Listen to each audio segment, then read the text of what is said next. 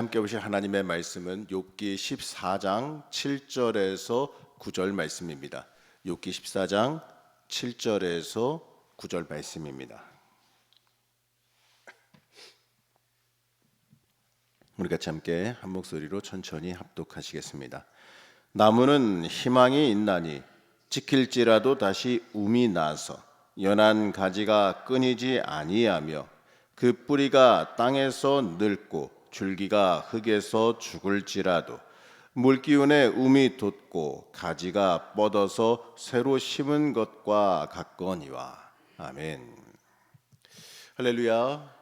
오늘도 하나님의 은혜와 사랑, 하나님의 돌보심이 여러분들의 삶 가운데 충만하게 임하기를 축복합니다. 오늘 읽은 이 말씀은 욥이 이 세 친구와 행한 이 첫 번째 대답의 마지막 부분입니다. 욥은 이 친구들과의 대화에서 기대할 게 더 이상 없으니까 자신의 문제를 하나님 앞으로 직접 들고 갑니다. 하나님은 이 하나 남은 이 목숨, 이 죽을 각오를 하고 이 하나님께 내 억울한 사정을 다 털어놓겠다라는 심정인 거죠. 이 부당하게 당하는 그 고난의 의미와 이 고난의 궁극적인 원인인 하나님께 직접 따져 묻겠다라는 거예요. 맞습니다, 여러분. 우리가 사람 의지할 거 하나 없는 게 사람은 문제를 해결할 수 없어요. 모든 것은요 하나님께 달려 있음을 우리가 잊지 말아야 됩니다. 자, 오늘 말씀은요 욥이 하나님께 이 자신의 그 속사정을 다 토로하는 이 기도문과 같은 형식으로 되어 있습니다. 그렇기 때문에 구조적인 문맥에서 어제도 말씀드렸지만 13장 20절부터 14장 전체를 합쳐서 보는 게 맞습니다. 오늘 아마 시간 되실 때 한번 읽어보시면 좋을 것 같아요. 욥은 오늘 말씀에서 하나님께서 이 자기를 감싸주시던 그 모든 울타리가 다 쓰러졌고 이 모든 희망이 다 사라진 그 현실을 하나님 앞에 토로하면서 그 현실을 고발합니다. 그러면 동시에 회복의 가능성에 대해서 이 회복의 가능성에 대해서 조심스럽게 하나님께 묻고 있어요. 오늘 우리에게 주어진 이 말씀 부분을 살펴보게 되면 욥은 하나님께 따져 묻기 전에 먼저 두 가지 기도를 하나님 앞에 드립니다. 13장 20절에서 21절 말씀인데 우리 함께 읽겠습니다. 오직 내게 이 두 가지 일을 행하지 마옵소서. 그리하시면 내가 주의 얼굴을 피하여 숨지 아니하오리니 곧 주의 손을 내게 대지 마시오며 주의 위엄으로 나를 두렵게 하지 마실 것이니이다. 이거를 세 번역으로 제가 읽어드릴 테니까 한번 비교해서 들어보시기 바랍니다. 내가 하나님께 바라는 것은 두 가지밖에 없습니다. 그것을 들어주시면 내가 주님을 피하지 않겠습니다. 나를 치시는 그 손을 거두어 주시고 제발 내가 이렇게 두려워 떨지 않게 해주십시오. 자, 이렇게 말하고 있어요. 하나님께 문제를 토로하면서 한마디로 이거죠. 하나님, 나 좀 더 이상 괴롭히지 말고 지금 두렵고 힘들고 어려운데 나를 여기서 좀 건져주세요. 이렇게 간청하고 있는 겁니다. 여기서 우리는요 욥이 하나님과 대면해서 대거리를 하겠다, 따져들겠다, 시시비비를 가리겠다 이런 태도가 아니에요. 용기나 만용이 아니라 이 두려움도 그 마음 가운데 하나님을 두려워하는 마음이 더 크게 있었다는 걸 볼 수 있습니다. 이러한 기도와 더불어서 욥은 하나님께 하나님 내 죄가 뭡니까? 이렇게 따져 물어요. 23절 말씀 보시겠습니다. 나의 죄악이 얼마나 많으니까 나의 허물과 죄를 내게 알게 하옵소서. 내가 무슨 죄를 지었습니까? 내가 무슨 잘못을 저질렀습니까? 하나님, 내가 어떠한 범죄에 연루라도 되어 있습니까? 이렇게 하나님께 따져 묻는 거예요. 욥은 내가 무슨 죄를 저질러서 이렇게 큰 고통을 당하는지 고난을 당하는지 묻습니다. 하나님께서 차라리 너 이러이러한 죄 때문에 너 이런 징계 당하는 거야 이렇게라도 말씀해 주시면 석시원이라도 하겠는데 그것도 아니거든요. 욥이 친구들을 제치고 하나님께 직접 따져 묻게 된 건 이 자신의 결백 이걸 확신하기 때문에 그래요. 물론 욥은요 이 태어날 때부터 짓는 그 죄, 이 원죄가 없다라는 것 이걸 주장하는 건 아닙니다. 사람이 완벽하지 않기 때문에 이 피조물로서 숙명적으로 안고 있는 그 선천적인 그 연약함, 그 죄악 이걸 부정하지는 않아요. 욥도 인간이기 때문에 당연히 내가 허물이 있다는 걸 인정하죠. 하나님 앞에 의로운 사람은 그 누구도 없습니다. 욥이 이걸 모르는 게 아니에요. 요점은 뭐냐? 욥도 인과응보에서 벗어나지 못했다 그랬잖아요. 욥이 당하는 고난이 자기가 지은 죄와 비례하지 않는다라는 거예요. 이른바 비대칭적인 고난이라는 거죠. 지은 만큼 죄를 당하고 형벌을 당해야 된다고 생각을 하는데, 근데 자기가 암만 생각해도 내가 지은 죄만큼 당하는 게 아니라 내가 지은 죄보다 더 큰 고난을 당하고 있으니 하나님 이거 억울합니다라는 거예요. 그 당시에 보편적으로 통용되던 이 도덕적인 인과율, 이 권선징악에 비교해 보더라도 이 상대적으로 더 경건하고 의롭게 산다고 자부하던 욥이 다른 사람보다 더 큰 고난을 당해야 되는 이유를 도저히 모르겠다라는 거죠. 그런데 이 결백한 욥을 하나님께서 바람에 날리는 나뭇잎 같이 대하시고 이 마른 지푸라기 같이 욥을 공격하신다는 거예요. 그래서 자기를 위협하는 원수처럼 대하십니다. 이렇게 욥은 말해요. 하나님 왜 나를 이렇게까지 버려두십니까? 하나님, 내가 여태까지 하나님과 같이 동행하며 산다 그랬고 하나님 예배드리고 산다고 생각했는데 나를 왜 이렇게 마치 이 쓰레기처럼 천대하십니까? 이러한 마음이 들어서 하나님 앞에 토로하고 있는 거죠. 한마디로 하나님 나 이제 막다른 골목까지 몰렸어요 라고 하나님 앞에 토로하는 겁니다. 그러나 이러한 막다른 골목에 내몰린 욥은 또 하나님을 향해서 조심스럽게 소망을 한번 이야기해 보기도 합니다. 14장 6절 말씀 한번 보시겠습니다. 그에게서 눈을 돌이켜 그가 품꾼같이 그의 날을 마칠 때까지 그를 홀로 있게 하옵소서. 이게 무슨 소리냐? 한마디로 하나님 조금만이라도 좀 쉴 수 있는 여유를 주세요.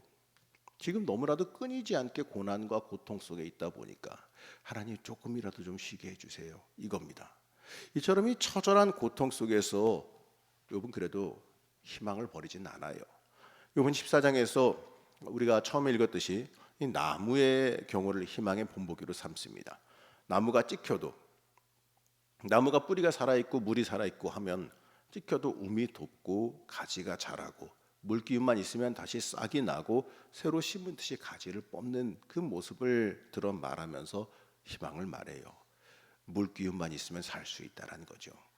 여기서 욥은 모든 것을 다 잃어버리고 마침내 이제 자신의 목숨까지도 깜빡깜빡하고 있는 그러한 상황 속에서 자신의 운명 앞에서 이 수액의 영양분으로 다시 소생하는 나무의 이미지를 통해서 인생의 희망을 한번 다시 걸어봅니다. 그러나 곧바로 이어지는 것은 희망을 걸었다가도 다시 보니까 또 현실이 너무 어려운 거죠. 그러나 사람은 나무와 다르다는 것을 다시 말하면서 다시 또 절망으로 들어갑니다. 천하장사를 할지라도 한번 죽으면 다시 살 수 없다. 그러한 냉정한 현실을 바라보는 거예요. 자, 그렇다면 이 죽음에 처한 인간이 어디에서 희망을 얻을 수 있겠습니까? 욥은 이렇게 고백해요. 수월로 나 좀 피하게 해주십시오. 이렇게 고백합니다. 자, 이 수월은 지금 우리가 알고 있는 요즘에 지옥과 천국의 사상이나 여러 가지 내용과는 좀 다른 개념이에요. 이 수월은 한마디로 성경에서 말하는 구약에서 말하는 음부를 말하는데 이 사람이 죽어서 들어가는 지하 세계를 의미한다라고 생각하면 돼요. 이 당시의 시대적인 상황과 당시의 그 내세론적인 생각으로 보게 되면 이 수월의 개념을 뭐라고 생각했냐면 지옥의 개념은 아닙니다. 수월은 뭐냐면 선악에 따른 형벌과 무관한 죽은 자의 이 대기 장소쯤으로 보면 돼요. 그러니까 심판 받기 전에 대기하는 장소다라고 생각했다라는 거예요. 욥은 자신을 향한 하나님의 진노가 그칠 때까지, 고난이 끝날 때까지 나를 좀 그 수월의 그 대기 장소에, 그 심판 대기 장소에 좀 들어가서 좀 피할 수 있으면 안 됩니까? 그쪽으로 좀 피해 주시면 안 됩니까? 이렇게 고백하는 거죠.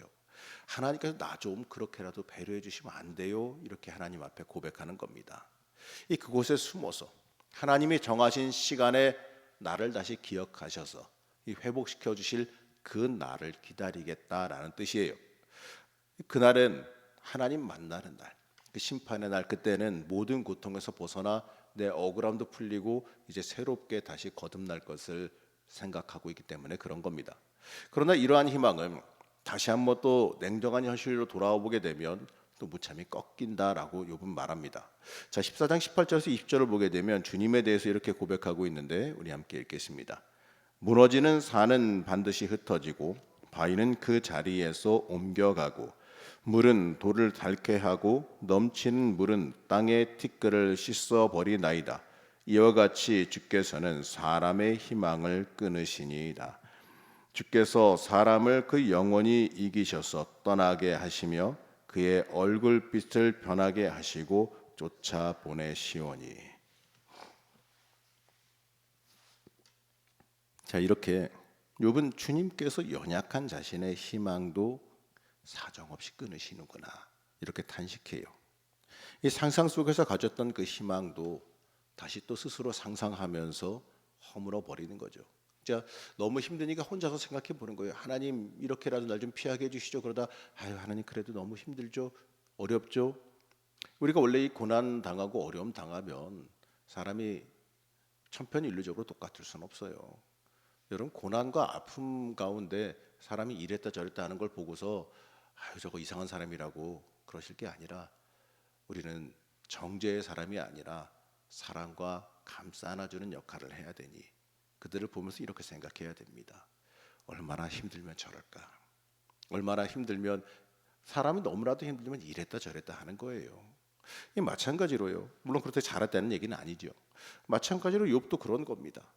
욥이 극심한 고난의 현실 앞에서 이 차라리 한마디로 그 죽음의 대기 장소에라도 가가지고 좀 피했으면 좋겠다, 거기 가면 이 아픔도 괴로움도 없지 않을까, 이렇게 생각하는 겁니다. 물론 현실이 너무 고달파서 나온 심리적인 도피 현상이라고 볼 수 있겠죠. 이 종말의 그날까지, 심판의 그날까지 피해 있고 싶다, 이렇게 생각할 정도로 너무나도 힘들고 어려웠다, 이렇게 생각할 수 있습니다. 사랑하는 성도 여러분, 우리가 잊지 말아야 될 게 있어요. 하나님은 비록 오늘 우리가 도대체 납득이 안 가고 이유를 모르겠는 고난을 당할지라도 어디까지나 일시적으로 허용하실 뿐이지 의의 최후의 승리를 우리에게 약속하신다라는 겁니다. 여러분, 고난은 끝이 있어요. 그렇기 때문에 여러분, 걱정하지 말아도 돼요. 요한계시록 22장 11절에서 12절 말씀은 이렇게 말합니다. 우리 요한계시록 22장 11절에서 12절 말씀 함께 읽겠습니다. 불의를 행하는 자는 그대로 불의를 행하고, 더러운 자는 그대로 더럽고, 의로운 자는 그대로 의를 행하고, 거룩한 자는 그대로 거룩하게 하라. 보라, 내가 속히 오리니 내게 줄 상이 내게 있어 각 사람에게 그가 행한 대로 갚아주리라.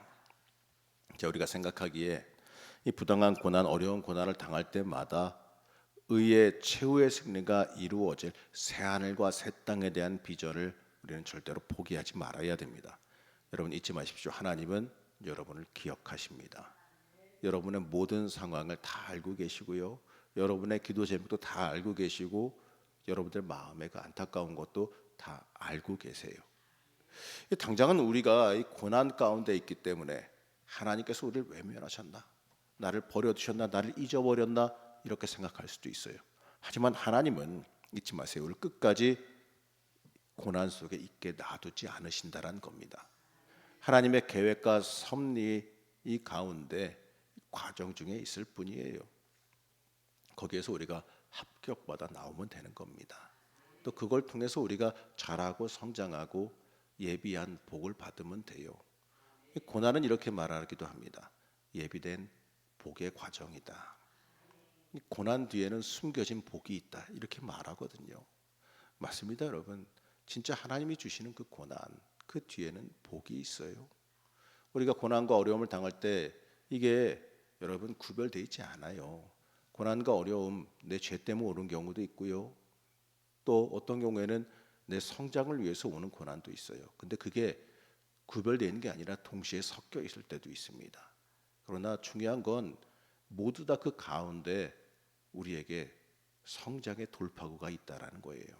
그 고난과 어려움과 아픔 가운데에 주님께서는 우리와 동행하여 주시며 그 고난을 통하여서 우리가 정결하게 되고 한 단계 더 복의 통로 위로 올라서기를 기대하신다라는 겁니다. 그렇기 때문에 여러분, 모든 고난은 그 고난 뒤에 축복이 있습니다. 중요한 건 우리가 그 고난 가운데 그냥 고난의 자리에 주저앉아서 그냥 그대로 먹고 놀고 사느냐, 아니면 고난 가운데 깨어 일어나서 영적인 성장을 하고 한 단계 올라서느냐, 여러분, 이게 중요한 부분이에요. 여러분 누누이 강조드리지만 고난 가운데 고난에 익숙해지지 마시기 바랍니다. 이런 사람들이 있어요. 고난 가운데 그냥 주저앉아서 그냥 그게 당연하게 여기고 그냥 그런 줄 알고 사는 사람들이 있어요. 이거는 좀 안타까운 얘기예요. 여러분 절대로 고난에 무뎌지지 마시기 바랍니다. 고난은 나오고 봐야 될 일이에요. 물론 하나님이 정하신 기간이 있을 테니 그 기간은 차야겠지만 어쨌든 간에 그 기간보다 더 길게 끌 이유는 없다라는 거죠. 빨리 나올 수 있으면 빨리 나와야지. 합격되면 주님께서 그냥 내버려 두시겠습니까? 꺼내주시지. 마찬가지로요. 고난에 익숙해지지 마시고 고난 가운데 뛰어나가기 위한 몸부림을 우리가 칠 수 있어야 됩니다. 그게 바로 기도요, 회개요, 또 믿음의 사닥다리라는 거예요. 여러분 과정이 언제 끝날지 어떠한 과정을 더 겪어야 될지는 알 수가 없습니다만 하지만 우리가 하나님의 섭리 위에 있다면 우리가 당하는 고난도 복된 고난입니다. 우리는 성숙한 믿음으로 이러한 고백을 하고 고난에서 뛰어나올 수 있어야 돼요. 그리고 우리는 이 오늘 말씀에서 깊게 봐야 될 게 있는데 이 나무는 비록 찍혀 죽어가더라도 그 뿌리가 살아있고 수액을 빨아들일 수 있으면 이 우미트고 이 잔가지가 돋아나 다시 소생하게 된다는 거예요. 우리도 똑같아요. 우리가 이 생수의 근원이 되시는 예수님을 의지하며 살 수 있게 되면 고난이 결국 지나가게 될 것이고 그 고난 가운데 우리는 승리하며 나오게 될 겁니다. 이 고난 중에 우리의 그 힘과 소망은 우리 주님께 있음을 잊지 마시기 바랍니다. 예수님께서 우리의 고난 중에 견디고 이겨내요 하나님께서 주시는 승리에 이르도록 우리를 이끌어 주십니다. 우리 사랑하는 성도 여러분, 고난과 어려움에 있을수록 이 하나님께서 예비하고 계시는 최후의 승리가 있다라는 것, 우리에게 준비된 복이 있다라는 것 믿으시길 축복합니다. 하나님은 우리에게 최후의 승리를 주시마 약속하십니다. 이 수액이 공급되면 나무가 살듯이 우리에게 소망과 새 힘을 공급해 주시는 우리 주님을 의지하면서 승리하시고 고난 가운데 하나님이 예비하신 그 복을 다 내 것으로 받아 누리고 또 한 단계 성장하는 주의 자녀 되시기를 시간 간절히 축복합니다. 잠시 기도하겠습니다. 고난 중에도 어려움과 아픔 중에도 우리를 잊지 않으시는 하나님, 우리가 어려운 고난 중에도 하나님 품을 떠나지 않기를 원합니다. 이 고난 중에 하나님 품에 더 깊게 안겨서 하나님께 인생의 해결을 구하기를 원합니다. 욥은 이 나무처럼 자신에게도 소생의 물이 생명의 물이 있기를 소망합니다. 하지만 그 생명의 물을 발견하지 못해서 이 좌절하여 수월로 도망가기를 바랬습니다. 하나님 우리의 인생이 이처럼 고난 중에 좌절하는 삶이 되지 않기를 원합니다. 우리에게 생명의 물이 되시는 예수님을 철저히 의지하게 하여 주시옵소서. 그로 인하여서 고난 중에 하나님의 섭리 위에 담대히 서게 하여 주옵시고 이겨내며 견뎌내며 최후 승리에 이를 수 있도록 우리의 인생을 붙잡아 주시옵소서. 오늘날로 살아가면서 우리에게도 소생하는 생명의 물을 허락하여 주옵시고 그 힘으로 오늘날로 승리하며 의의 길로 걸어갈 수 있게 축복하여 주시옵소서. 우리를 붙잡아 주시고 소생하는 그 은혜를 주시기를 원하오며 또 기도하는 중에 우리에게 희망과 새 힘을 허락해 주시기를 원하오며 거룩하고 존귀하신 예수님의 이름으로 간절히 기도드렸습니다. 아멘.